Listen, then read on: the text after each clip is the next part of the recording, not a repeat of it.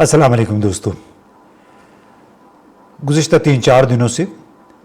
बलूचिस्तान में एक बार फिर दहशतगर्दी की एक नई लहर रिपीट अस्सलाम वालेकुम दोस्तों। गुज़िश्ता 3-4 दिनों से दहशतगर्दी की एक नई लहर ने बलूचिस्तान को ख़ास तौर पर अपनी लपेट में ले रखा है। एक मरतबा फिर पाकिस्तान की दाखिली सलामती, इंसदादी दहशतगर्दी की हिकमत अमली और बलूचिस्तान के मुस्तकबिल से मुताल्लिक़ बुनियादी सवालात ज़िंदा हो गए हैं। गुज़िश्ता चंद रोज़ में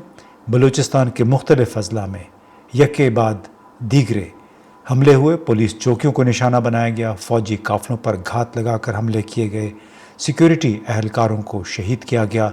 आम शहरी भी इस तशद्दुद की लपेट में आए हैं और बाज़ इलाकों में बारूदी मवाद से मासूम बच्चे भी जान से गए। इन हमलों ने वाज़ेह कर दिया है कि बलूचिस्तान में इंसर्जेंसी ख़त्म नहीं हुई, बल्कि इसने एक मरतबा फिर अपनी मुनज़्ज़म और मरबूत सलाहियत का मुज़ाहरा किया है। भले इसके डांडे अफ़गानिस्तान से मिलते हों या भारत से मिलते हों या फिर दोनों से। आपको मालूम है कि अफ़गानिस्तान का आला सतही वफ़द इंडिया का दौरा भी कर रहा है और वहाँ उसकी बड़ी आओ भगत भी हुई है।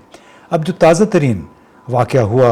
बलूचिस्तान चागी ज़िले में, जहाँ मुसल्लह हमलावरों ने सिक्योरिटी अहलकारों को निशाना बनाया, और ऐसे वक्त में यह हमला हुआ जब इस्लामाबाद और कोयटा में आला सिविल और अस्करी क़यादत दहशतगर्दों के ख़िलाफ़ कार्रवाइयाँ मज़ीद तेज़ करने का ऐलान कर रही थी। यानी सूबाई एपेक्स कमेटी का इजलास हो रहा था, जिसकी सदारत वज़ीर आज़म शहबाज शरीफ कर रहे थे। उसमें तमाम सिविल फ़ौजी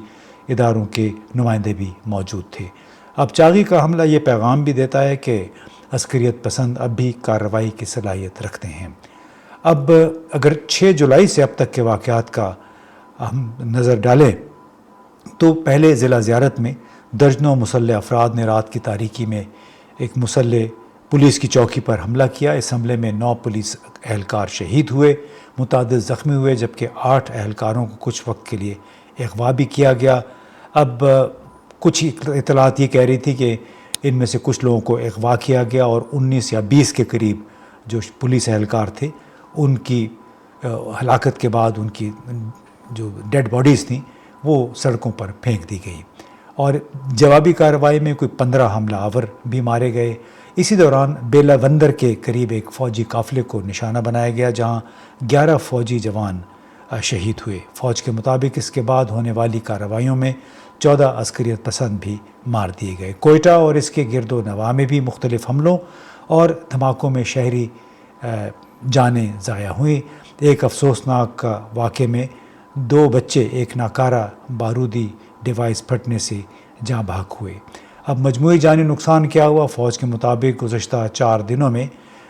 पुलिस और फ़ौजी एहलकार कोई 42 जाँ भाग हुए, कम अज़ कम 4 शहरी उसमें शामिल थे। इसके अलावा जवाबी कार्रवाई में 54 अस्करियत पसंदों को हलाक करने का दावा किया गया। अब ज़ाहिर है बेशुमार यानी कई दर्जन ख़ानदान इस तरह मुतासिर हुए हैं। फिर खुजदार में जो शफीक मेंगल, जिसको काउंटर इंसर्जेंट भी कुछ लोग कहते हैं, और उनको खुजदार से सरदार अख्तर मेंगल के मुस्ताफ़ी होने के बाद उन्हें पीपल्स पार्टी ने एक कौमी असम्बली के लिए टिकट भी दे रखा है और उनके घर के बाहर भी धमाका हुआ। कोई 2 खुदकुश हमले खुजदार में हुए और हुकाम का ज़ाहिर है हस्ब मामूल दावा है कि कलदम बलोच लिबरेशन आर्मी और इससे वाबस्ता अनासर इन हमलों के पीछे हो सकते हैं। वैसे याद दिला दूँ कि सरदार अख्तर मेंगल ने जो अपने कोई 16-17 महीने वो पार्लियामेंट का हिस्सा रहे, तो उसमें जो उन्होंने तनख्वाह वसूल की थी कोई 78-79 लाख रुपए, वो भी आज उन्होंने कौमी असम्बली सेक्रेटेरिएट में वापस जमा करा दिया है। आपको मालूम है उन्होंने इस्तीफ़ा दे दिया था अपनी बेबसी की वजह से। अब वज़ीर आज़म शहबाज शरीफ ने कोयटा पहुंचकर एक बार फिर वही हस्ब वादा वही बात की कि हम आखिरी दहशतगर्द का ताक़ुब करते रहेंगे। फ़ौज के तर्जुमान अहमद शरीफ चौधरी ने एक दिन पहले कहा था कि दहशतगर्दों और उनके सहूलतकारों को किसी सूरत नहीं छोड़ा जाएगा और ये कि दहशतगर्दों को पाकिस्तान से बाहर मौजूद पनाहगाहों और बैरूनी हिमायत से फ़ायदा पहुँच रहा है। اب ایک بار پھر یہ سوال جو کہ جنرل احمد شریف چودھری نے بھی اٹھایا کہ ان تمام لوگوں کے ڈانڈے افغانستان سے ملتے ہیں، ان کی پناہ گاہیں افغانستان میں ہیں، اور ان کی نقل و حرکت منصوبہ بندی کے لیے یہ پاکستان اور جو افغانستان کا بارڈر کا علاقہ ہے وہ استعمال ہوتا ہے، اور انہیں الزام یہ ہے پاکستانی حکومت کا کہ انہیں باقاعدہ افغان طالبان کی پشت پناہی حاصل ہوتی ہے جب وہ سرحد کراس کر رہے ہوتے ہیں۔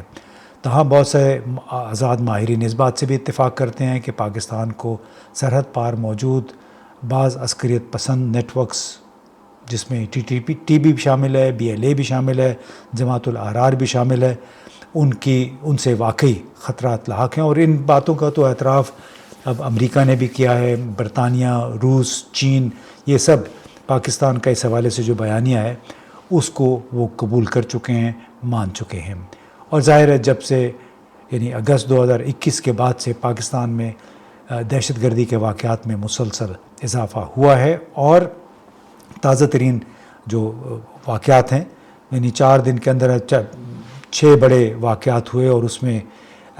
کل ملا کے 100 سے زیادہ جانیں ضائع ہوئیں، اس میں ظاہر ہے پاکستانی فوج، پولیس اور شہری بھی شامل ہیں۔ اب ایک بات بڑی واضح ہے کہ بلوچستان کا جو بحران ہے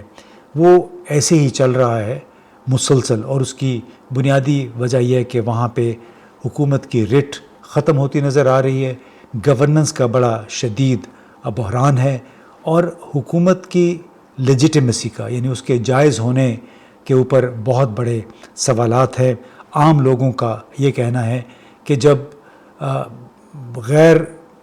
نمائندہ لوگ ان کے اوپر سوار ہوں گے تو ان کی بات ہم کیوں مانیں گے؟ ایسے لوگ جو کہ جنہیں شاید 500 ووٹ بھی نہیں ملتے، کاغذوں میں ان کو 5000 اور 10,000 ووٹ دکھا کے انہیں وزیر بنا دیا جاتا ہے، وہ سینٹ میں بھی پہنچ جاتے ہیں، قومی اسمبلی میں بھی اور صوبائی اسمبلی میں بھی، اور پھر توقع یہ کی جاتی ہے کہ انہی لوگوں کی عزت کی جائے، ان کی بات مانی جائے۔ لیکن بنیادی طور پہ اس وقت چاہے وہ بلوچستان ہے، چاہے خیبر پختونخوا ہے، لوگوں اور سرکاری ریاستی جو ادارے ہیں ان کے درمیان ایک بڑی خلیج پائی جاتی ہے، اور اس کی بنیادی وجہ اعتماد کی کمی ہے۔ لوگ سمجھتے ہیں کہ وہ بے بس ہیں، ان کی سنوائی نہیں ہوتی، لہٰذا جو لوگ جو کہ کمیونٹی جس کو کہتے ہیں، وہ عام طور پہ دنیا بھر میں یہ ہوتا ہے کہ کمیونٹی کے افراد پولیس کے لیے، فوج کے لیے، انٹیلیجنس ایجنسی کے لیے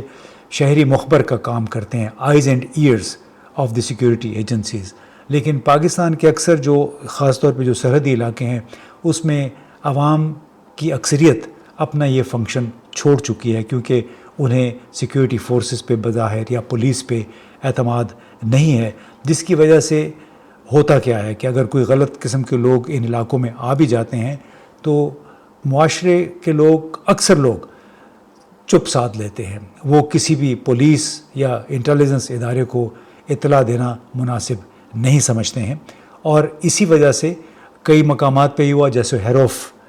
2 جب اس سال 31 جنوری کو ہوا، اس سے پہلے سال پہلے ہیروف 1 ہوا تھا، BLA نے اس کی ذمہ داری بھی قبول کی تھی۔ ان کا مقصد ہے کہ ایک ہی وقت میں کئی شہروں میں بیک وقت حملے کیے گئے تھے، بشمول کوئٹہ کے، خاص طور پہ جو 31 جنوری کو ہوا، اور اس میں ایک تاثر ملا کہ کوئٹہ اس وقت کوئٹہ اور بہت سارے شہر خضدار، چاغی سمیت، بلکہ اس میں گوادر میں بھی میرا خیال ہے کچھ لوگوں کو بلکہ جاں بھاگ بھی کیا گیا۔ یہ تاثر ملا تھا کہ شاید بلوچ لبریشن آرمی نے قبضہ کر لیا ہے، لیکن وہ چند گھنٹوں کی بات ہی پہ جب سیکیورٹی فورسز حرکت میں آئیں تو ظاہر ہے یہ لوگ بھاگ گئے۔ لیکن بڑا سوال، ایک بڑا اس وقت چیلنج سیکیورٹی فورسز کو یہی ہے کہ عوام کی طرف سے جو انفارمیشن، جو اطلاعات ملنی چاہیے عسکریت پسندوں کی موجودگی کے حوالے سے یا ان کے ممکنہ حملوں کے حوالے سے، وہ انفارمیشن ان تک نہیں پہنچ پاتی ہے، جس کی وجہ سے عسکریت پسند، دہشت گرد جو ہیں وہ اپنا کام کر کے کچھ عرصے دیر کے بعد وہ چلے جاتے ہیں۔ اب ایک بات تو بڑی واضح ہے کہ بھارتی اس میں حکومت کا بھی دعویٰ ہے کہ بھارت اس میں ملوث ہے، اور تمام اگر ڈانڈے بھی ملائے جائیں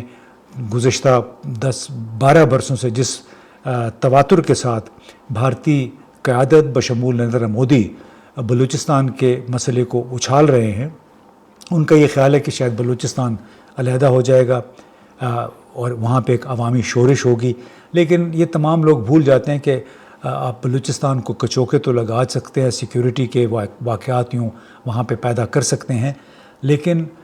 چونکہ وہاں پہ آبادی بہت کم ہے، 45% رقبہ پاکستان کا وہ بلوچستان ہے، اور اس میں خاص طور پہ جو بلوچ ڈسٹرکٹ ہیں، اضلاع ہیں، وہ بہت دور دور واقع ہیں، آبادی کی بہت بڑی تعداد ایک جگہ پہ یکجا وہ نہیں ہے، اور اسی وجہ سے ان لوگوں کے لیے وہاں پہ قبضہ رکھنا مشکل ہوتا ہے۔ یہ آتے ہیں مار دھاڑ کر کے، کبھی پولیس اسٹیشن، کبھی رینجرز پہ، ایف سی پہ حملے کرتے ہیں، کبھی اسکول جلا دیتے ہیں، اس کے بعد ظاہر ہے پھر یہ دوبارہ پہاڑوں کی طرف بھاگ جاتے ہیں یا جا کے آبادیوں میں چھپ جاتے ہیں۔ اب یہ ایک بڑا مسئلہ ہے کہ اس میں اندرونی گورننس کے مسائل ہیں، حکومت کی لیجیٹیمیسی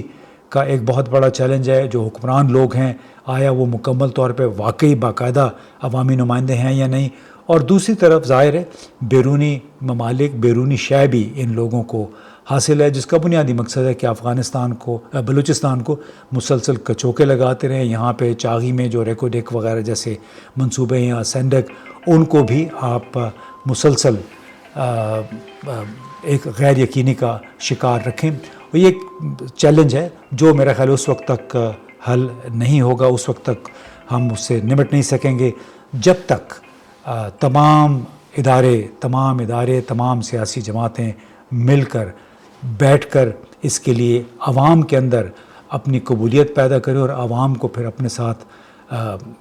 تعاون کرنے پر آمادہ کریں، تاکہ جب بھی غلط قسم کے لوگ معاشرے کے اندر کسی شہر میں، گلی محلے میں آتے ہیں تو ان بر وقت اطلاع دے کر ان کے عزائم کو ناکام بنایا جا سکے۔ بہت بہت شکریہ۔